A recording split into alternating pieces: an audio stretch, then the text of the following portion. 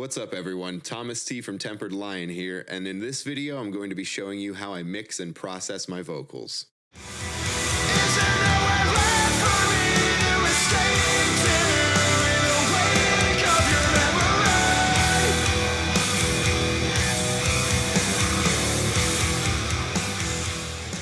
So for this demonstration, the song I'm using is called Akuma no Ko by Ai Higuchi, and I heard it on Attack on Titan Season 4 Part 2, So Lit. A couple disclaimers before I actually get into this.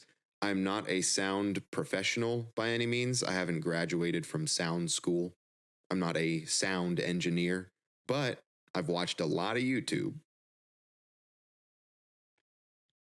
But anyway, with that being said, this video is more intended for a beginner or just someone who wants to get into vocal recording and doesn't really have an idea of how to set up a vocal chain or something. I'm hoping that I can just show you what I do, and if you like it, you can copy it and use it for yourself. Feel free to watch this at double speed. There's chapters down below. Do what you gotta do. So let's get into this, shall we? So let's check out the song with the full mix. Vocals, guitar, bass, drums, everything. Just all of it together.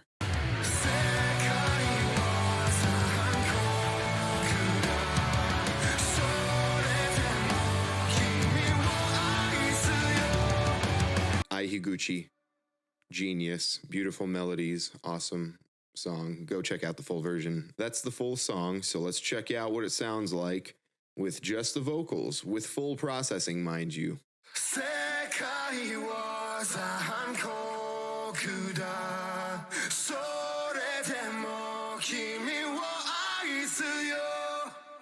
So as you can see, I've got a bunch of tracks here. This is how I would arrange my vocal recording for a powerful vocal with harmonies like this. How many tracks is this? 1, 2, 3, 4, 5, 6. So yeah, that one vocal sound is actually 6 vocal tracks blended together. So let's check it out again.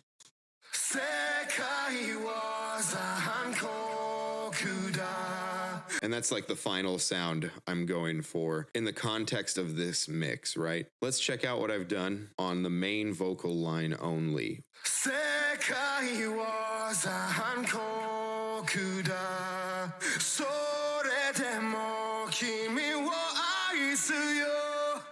Sounds neat, right? But it took a lot of work to get there. So what I'm going to do is something that I probably shouldn't do, but I'm going to show you what my vocals sound like completely unprocessed through this microphone with the room sound and everything. It's going to be horrible, all right? So stay tuned.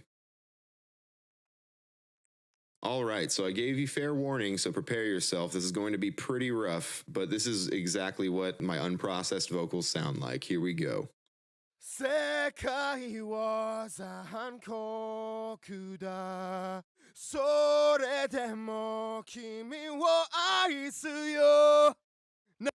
You can literally hear where my vocals are peaking, right? Like you can see this waveform goes up and you can hear the volume blasting out like... That's why we use plugins. So let me walk you through them and I'll explain why I use them kind of down the line. Number 1, plugin number 1, auto-tune. I know. Okay, we got a little bit of tuning on it. Let's see what it sounds like with tuning.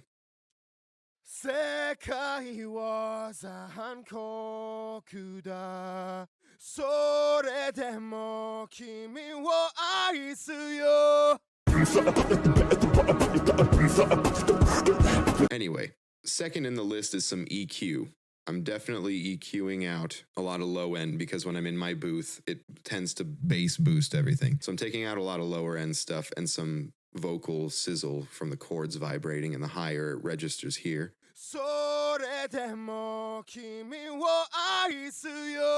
Not too huge of a difference yet. Those EQs stacked up throughout this vocal chain will make a huge difference in the end. I'll show you later at the end of this. Next is a compressor. What the compressor does is it will basically take these low parts here and elevate them a bit in terms of volume, and it'll take these really high parts here and lower them a bit. So it kind of evens out all the waves to make more of a block-shaped vocal waveform, which is more pleasant for the ear to hear. You don't hear that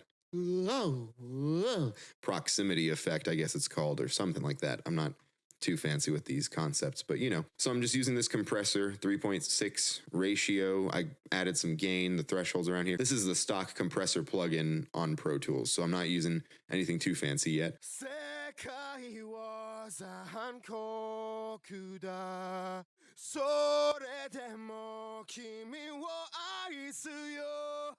So you can hear all those parts at the end that were super loud before, they just come down. They're evened out like the rest of the track. So I stack another EQ on top of that because as you compress, more frequencies are going to start jumping out and giving you some issues or whatever in terms of what you like and what tone you're going for. So I just EQ'd again. Number 5 is a de-esser. What this does is reduces the S's when you're speaking, right? Let's see what that does, if anything, if you can really hear it.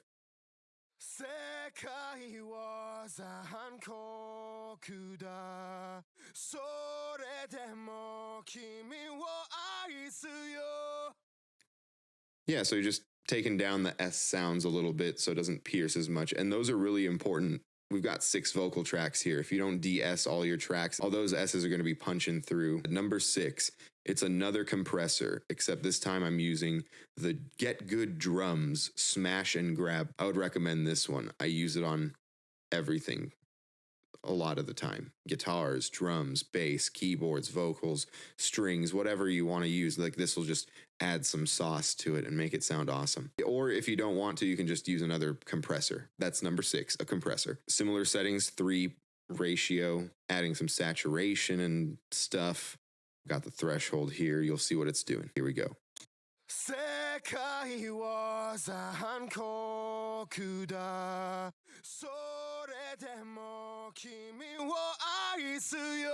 at this point, this compressor I'm using to actually get some gain, some volume on the vocal because otherwise the vocal will be buried down deep under the track I've made and it'll be too quiet. The first compressor was kind of used to squash down all the stuff that was sticking out. This compressor is used to actually like give us some volume boost in here a little bit. So I've got the gain, the output at around 2.5 dB. It's actually pushing it. That's just what I do. It might be terrible to do that. I don't know. After compressing that and getting a volume boost, we want to tame a bit of those frequencies again with another EQ, number 7, EQ again. And you'll notice lots of high pass filters here. You want to take out those low frequencies that are building up, notching out a lot of high frequency stuff. Like check this out. For instance, what I mean by these high register sizzles here, you'll see what I mean.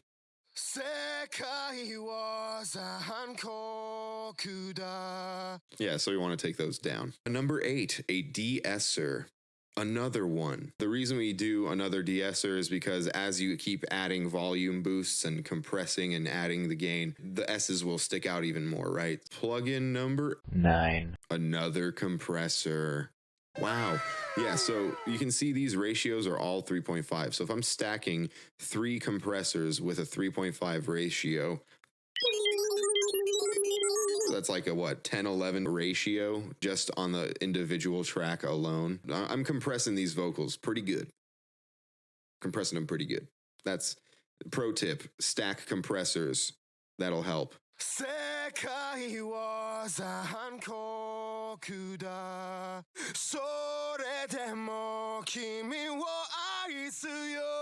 And just one final EQ, just to shape the tone of and take out any grittiness that I didn't like. That was the last plugin, that EQ for this track. But the output of this track is going to my vocal effects chain. So just keep in mind that there's even more processing going on than meets the eye here. How do I stack these vocals together? That was the main chorus line. But here I've also got a double.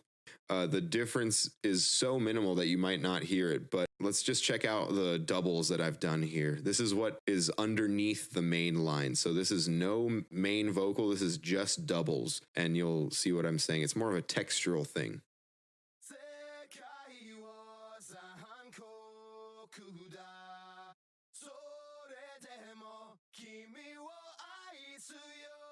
So when you have that underneath the main vocal, it just gives the main vocal line a little more power. It cuts through the mix a little better and it just sounds beefier. It makes a difference in the main mix altogether. So when you're vocal tracking, don't be afraid to record the same thing multiple times just to, you know, add some textures or have some building blocks to kind of shape your sound. And the way I process these is I actually literally just drag and drop. I alt click. So I'll just drag this onto here and just do that, copy every plugin the same way onto every track. But after that, I'll go in and make changes. For instance, I'll have this main line and this doubled line playing.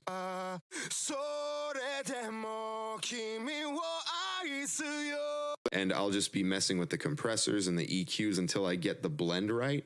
And then I'll take the plugins from this doubled track, which are set to how I like them, and I'll copy and paste those to my other doubled tracks. So I'm not sitting there individually tweaking every track's individual plugin all the time. I'm finding what works, and then I'm copying and pasting that down to my other tracks and kind of building it out from there. I hope this makes sense, and I hope this helps. If it doesn't, I tried my best. So you can even see that I have them titled main chorus, which is the chorus line, main double, main left, and main right. So that's 4 tracks dedicated to just the main melody. And that's how it kind of gets its tonality.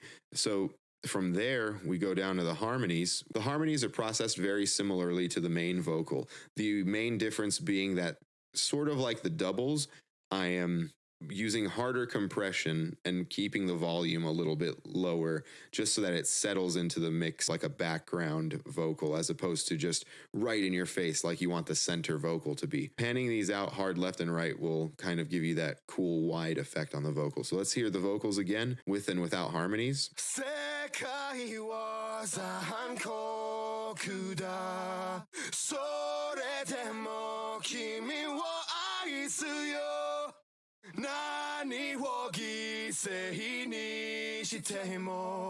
It's the same plugin chain. You can see I've got the auto tune, the EQ, the compressor, another EQ, a de-esser, another compressor, another EQ, another de-esser, another compressor, and another EQ. It's the same thing. So it's processed the same, just tweaking the levels of each of those plugins and copying and pasting them to the specific assignments. Like harmonies will have the same processing, doubles will have the same processing, the main vocal will have its own processing, and you kind of tweak those and blend those until it sounds good in the mix. And it takes time, you know, it takes some effort if you haven't done it that much. If you're like me and you're not super experienced, you're gonna have to sit there and mess around for a while with it. So that's what she said. Mind you, I'm always mixing in context of the instrumental track. Every mix is going to be somewhat different in terms of how much of which plugin you're using. And that's going to depend on the vibe you're going for and what the track calls for.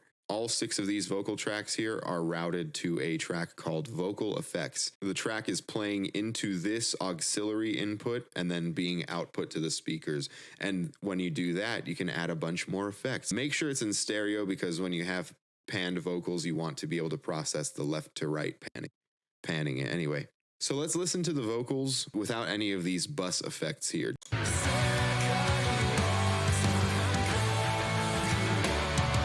So you can't even hear the vocals, right? It's pretty buried. Without the instrumentals, it sounds really cool.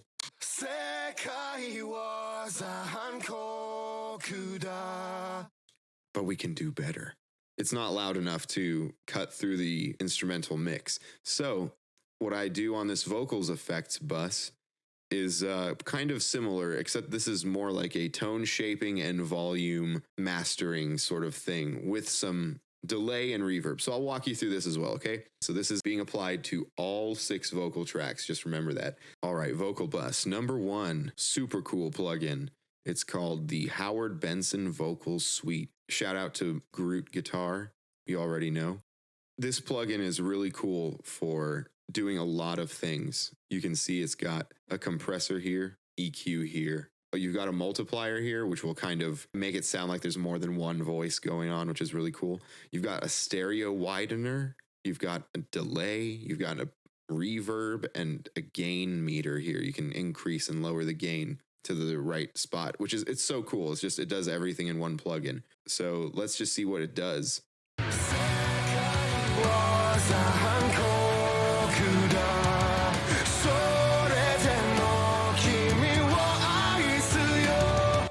So that does a lot. It goes from really quiet to audible all of a sudden, right? So you could use this plugin, or you could just stack a compressor and EQ add a stereo widener, some delay and reverb, which is awesome. You can do that with separate plugins as well. I just like using this because it's all kind of together in one. It just really helps being able to just work on this sort of interface. It's very user friendly and it sounds great. Number 2 plugin on the vocal effects bus, we've got another JST plugin, which is sort of like a compressor and limiter as well.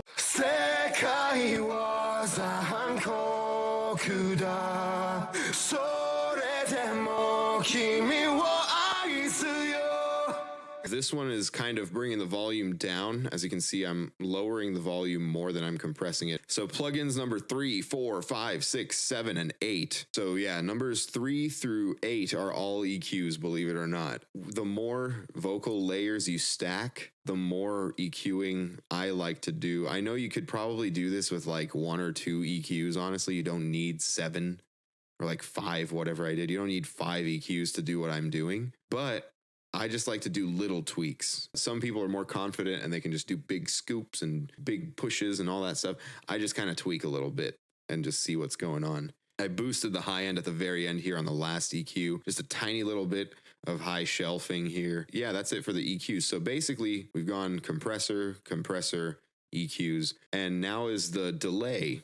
I like to put my delay before my reverb because I want the delay to actually have a reverb on it as well. I just feel like it adds more texture to the vocal. Yeah, so I've got a stereo reverb on this track. It's synchronized to the quarter notes. I've got a low pass filter just so the S's don't cut through too much. 10% into the mix. It's not like, crazy saturating in the mix.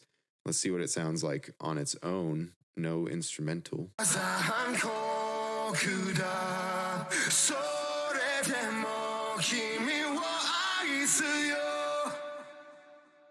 Yeah, so just add some extra texture at the end of phrases and stuff. It kind of just like makes it blend into the mix a little better too, like with the instrumentals. Let's check it with the instrumental.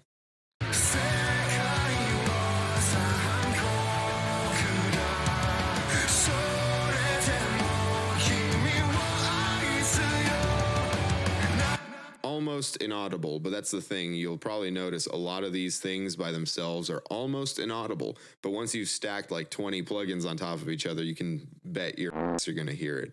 So at the very end here, I've got a reverb on my vocals effects. This is going on all 6 of the tracks. It's just a general vibe reverb. I like to just give all the vocals a general reverb vibe. And for this song, I went huge. I went with a 94% out of 100 room size. So it's a huge room. Long reverb tail here. That's a 55%. 2.3 second reverb time. But it's very low in the mix. I didn't like saturate the vocals with it. It's just there as an ambient thing. So let's just see if you can even hear a difference with it on and off.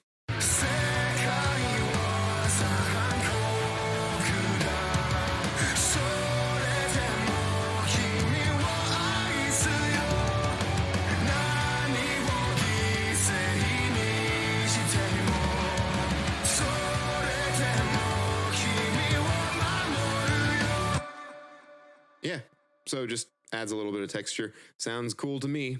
Yeah, so that's how I process my vocals. Feel free to screenshot this list, copy it if you liked what I did. You can look at all my settings and stuff, but I say tweak your settings using your ears with your track and your mix. And one thing that really helps is reference tracks. And what do I mean by referencing? Like an artist would reference a human being, an image of a human before drawing a human being, just to reference it and make sure it looks like a real human. I would take your favorite song that has a similar vibe that you're going for and play your song and that song back to back and look for the characteristics of what your song is either missing or has too much of.